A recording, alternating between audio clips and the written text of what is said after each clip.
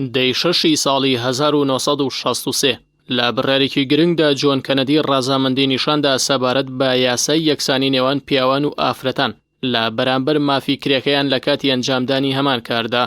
تاوکاتە ئافرەتان بێ مافترینی جیلی کۆمەڵگە بوون لەگەڵ ئەوەی ئیشی زۆریان پێدەکرا، نیوەی کرێکەیان پێدەدرا بە بیانووی ئەوەی کە ئەوانە نیوەی کۆمەڵگەن.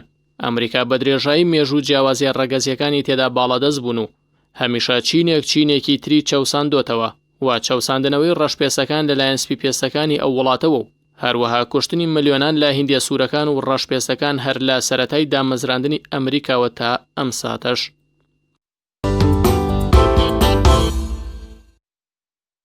دەی 6 ساڵی 1970 دامەزراندنی کۆمەڵەی مارکسی لینینی کوردستان بیری ماوچسی تۆنگ و پاشترناوەکەی گۆڕدرا بۆ کۆمەڵەی ڕەنجدەرانی کوردستان و ڕۆڵی هەبوو لە دانانی بناغە بۆ دامەزراندنی یەکێتی نیشتیمانی کوردستان.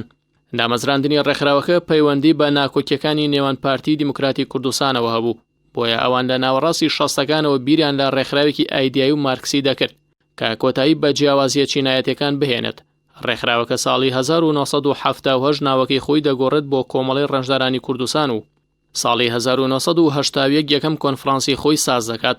کۆمەڵەی ڕەنجدەرانی کوردستان ساڵی 1992 لەلایەن نەوشیروان موستەفاوە هەڵدەوەشێتەوە.